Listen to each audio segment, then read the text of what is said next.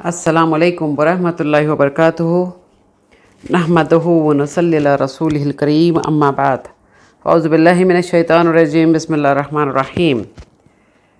मैं सैयदा नुसरत सिरातल मुस्तकीम से आइए आज मैं आपको एक ऐसी हिस्ट्री बताती हूँ जो ये ताज़िया निकालते हैं ये लोग।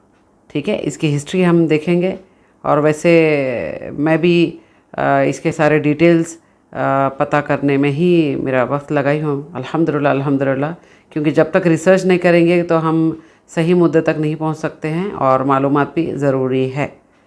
तो आइए देखते हैं इंशाल्लाह। उसके बाद फिर हम ज़रूर इस पर गुफ्तगू करेंगे। ये चीज़, ये फितना है एक।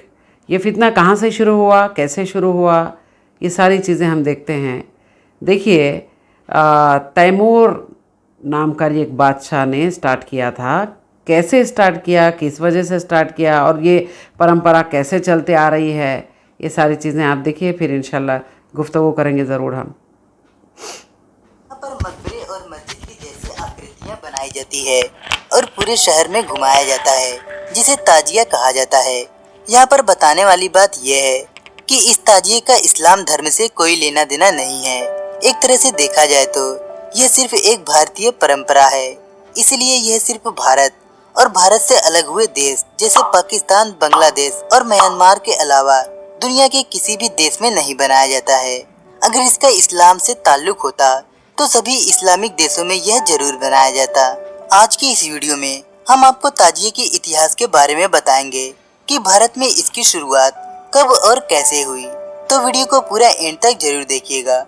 दोस्तों, भारत में ताजिए की शुरुआत 14वीं शताब्दी में तैमूर लंग बादशाह के शासन काल में हुई थी। दरअसल तैमूर लंग का ताल्लुक शिया मुस्लिम संप्रदाय से था। तैमूर लंग फारस, अफगानिस्तान, मेसोपोटामिया और रूस के कुछ भागों को जीतते हुए सन 1398 ईस्वी में भारत पहुंचा। बताया जाता है कि उसके साथ 98,000 सैनिक भी भारत आए थे और दिल्ली की सत्ता पर काबिज महमूद तुगलक से युद्ध जीतने के बाद यहीं पर अपना ठिकाना बना लिया और खुद को बादशाह घोषित कर दिया। तैमूर लंग दाएं हाथ और दाएं पांव से पंगु था, इसलिए उसके नाम के साथ लंग जुड़ गया, क्योंकि लंग का अर्थ होता है लंगड़ा। बताया जाता है कि सिया समुदाय से होने की वजह से तैमूर लंग हर साल मुहर्रम के महीने में इराक के करबला में इमाम हुसैन के मजार पर जरूर जाता था। मगर एक बार दिल की बीमारी होने की वजह से हकीमों और वैद्यों ने उससे सफर करने से मना कर दिया और सेहत खराब होने की वजह से वह एक बार करबला नहीं जा पाया। लिहाजा बादशाह सलामत को खुश करने के लिए दरबारियों ने उस जमाने के कलाकारों को इकट्ठा किया और उन्हें इमाम हुसैन के रोजे की आकृति बनाने का आदेश दिया। जिसके बाद कुछ कलाकारों ने बांस की कीमचियों की मदद से इमाम हुसैन के कब्र पर बने मकबरे का ढांचा तैयार किया, जिसे तरह तरह के फूलों से सजाया गया और इसी को ताजिया नाम दे दिया गया। और इस तरह 801 हिजरी में तैमूर लंग के महल के परिसर में ताजिए को पहली बार रखा गया और दिल्ली के शासक तैमूर के ताजिए की धूम पूरे देश में फैल गई और देश भर से राजे, रजवाड़े और जनता इस ताजिए की जियारत करने के लिए पहुंचने लगे। इसके बाद देश की रियासतों में भी इस परंपरा को सख्ती के साथ शुरुआत की गई। खास तौर से शिया संप्रदाय के नवाबों और सूबेदारों ने तत्काल ही इस परंपरा पर अमल करना शुरू कर दिया और तभी से लेकर अब तक इस अनूठी परंपरा का भारत, पाकिस्तान, बांग्लादेश और बर्मा में मनाया जा रहा है। ताजियादारी की एक खास बात यह है कि खुद तैमूर लंग के देश उज्बेकिस्तान या कजाकिस्तान और शिया बहुल देश ईरान में भी ताजिए की परंपरा का कोई उल्लेख नहीं मिलता है। तो दोस्तों, इस वीडियो में बस इतना। हाँ, तो आप अभी सुने हैं कि हिस्ट्री क्या है इसकी और ये कब शुरू हुआ है। तो जिस तरीके से लोग ये चीज़ फॉलो कर रहे हैं, तो बखूबी वो लोग कौन हैं, ये फितना कब से शुरू हुआ है, ये क्यों अपना रहे हैं, ये पूरी एक ऐसी लॉजिक है जो हमको समझना बेहद ज़रूरी है। और मैं गुजारिश करती हूँ कि हमारे जितने भी उलमाए हक़ है और दीन के जितने भी दाई है, ये सारे लोग इकट्ठा हो जाएं और इंशाल्लाह इस बात पर गौर व फिक्र करें और ये चीज़ ख़त्म करने की कोशिश करें, क्योंकि बखूबी आप तमाम को पता है कि ये दीन और इस्लाम को नुकसान पहुंचाते हैं और नुकसान पहुंच भी रहा है कि हम गैर मुसलमान जब लोग नॉन मुस्लिम्स हमसे सवाल करते हैं कि आपका दीन यही है, तो वहाँ पर शर्मिंदगी महसूस होती है और जवाब भी देने के लिए हमको बहुत सारी बातें उधर बतानी भी पड़ती है जो दीन इस्लाम से सच हक़ पे बेस्ड है।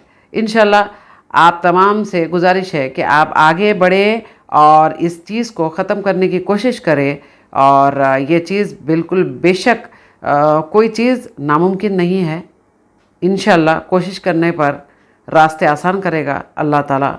ये एक फ़ितना ऐसा है जो आज सर चढ़ के बोल रहा है और गुमराही इस कदर बढ़ रही है कि आप देख सकते हो कि जो शिया लोग हैं उसी तरीके से ये मज़ार परस्त जो मज़ार पुजारी है, ये लोग, ये दोनों सेम है, बिल्कुल कोई भी फ़र्क नहीं है इनमें।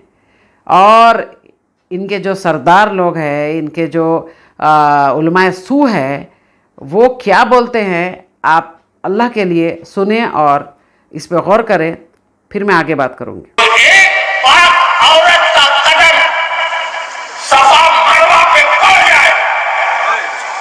तो सफा मरवा को कुरान कहता है ये अल्लाह की निशानी है, क्योंकि वो बंदी जब अल्लाह को पसंद, तो उसकी जो निशानी है वो भी अल्लाह को पसंद। सुभान अल्लाह। छाती पे हाथ रख के बताओ, काबा देखते हो तो खुदा याद आता है कि नहीं? काबा अल्लाह की निशानी है। वली को देखो तो खुदा याद आता है कि नहीं? वली भी खुदा की निशानी है। जब किसी सैयद को देखते हो तो अहले बैत याद आते हैं कि नहीं? वो भी उसकी निशानी है। ईमानदारी से बताओ, जब तुम ताजिया देखते हो तो शोहदाए करबला याद आते हैं कि नहीं? ये निशानी है। और निशानी कहीं असल की तरह होती है न, सफा मरवा खुदा की तरह है मगर निशानी है, अहले बैत रसूल की तरह नहीं मगर निशानी है, काबा भी खुदा की तरह नहीं है मगर निशानी है, तो ये ताजिया भी हुसैन की तरह नहीं मगर निशानी है। सुभान अल्लाह। हाँ, देखिए आप और सुने हैं इस चिचोंद्री बूढ़ा खुसड़ जो टोपी आइसक्रीम के कोन जैसी पहन के आप तमाम को गुमराह करने की कोशिश कर रहा है, क्या गुमराह कर रहा है। और वही लोग गुमराह हो रहे हैं जो इसकी चुंगल में फंसते हैं। ये लोग काबे से मिलाते हैं औलिया इकराम के मज़ारात को। ये लोग नबी करीम रसूलुल्लाह सल्लल्लाहु अलैहि वसल्लम की रोज़ा मुबारक से मिलाते हैं औलिया इकराम के ख़बरों को। ये लोग अल्लाह और नबी करीम रसूलुल्लाह सल्लल्लाहु अलैहि वसल्लम से ज़्यादा मर्तबा और दर्जा देने की कोशिश और इनकी जो झूठ फरेब फैब्रिकेटेड स्टोरीज़ ये बता कर जो मखलूक है, बेशक मैं मानती हूँ अल्लाह का वली अल्लाह का दोस्त होता है, अल्लाह नहीं होता है, नौज़ बिल्लाह मिन ज़ालिक। रब हो ही नहीं सकता वो, इलाह हो ही नहीं सकता वो, लेकिन ये लोग काबे से मिलाते हैं मज़ार को। तो कितनी जहालत भरी हुई है। लोगों को फंसाए रखते हैं, अल्लाह की बारगाह में नहीं भेजते। जो मुश्किल कुशा भी है, जो दाता भी है, जो देता भी है, जो मिशन है नबियों का उसकी तरफ नहीं भेजते, अपनी दुकानें चमकाते हैं। मैं उनके खिलाफ हूं, इसीलिए लोग मुझे वाबी कहते हैं। मैंने कौन सा गुनाह कर दिया है? मैंने वो मिशन इख्तियार किया जो रसूलों ने इख्तियार किया। बताएं हम में से कौन तुम्हारी हाजत रवा कर सकता है? मैं तो नहीं कर सकता, मैं तो खुद मोहताज हूं उसका, हर सांस में उसका मोहताज हूं, तुम्हारे जैसा मोहताज हूं। एक जर्रा मोहताज है, मैं उसी तरह उसका मोहताज हूं। ज़ईफ हूं, नातवा हूं, कमजोर हूं। अगर किसी में कस बल है तो बताए, जौहर दिखाए, मैदान में उतरे। कोई कहे जनाब कि मैं हाजत पूरी करता हूं, मैं तुम्हारा मुश्किल कुशा हूं, मैं नहीं मानता, आज भी नहीं मानता। चाहे मुझे आप काफिर कहें, कुफर के फतवे को कबूल करूंगा, ये बात नहीं मानूंगा। क्यों? ये कुरान की तालीम के भी खिलाफ है, रसूलुल्लाह के उस्वे हसना के भी खिलाफ है।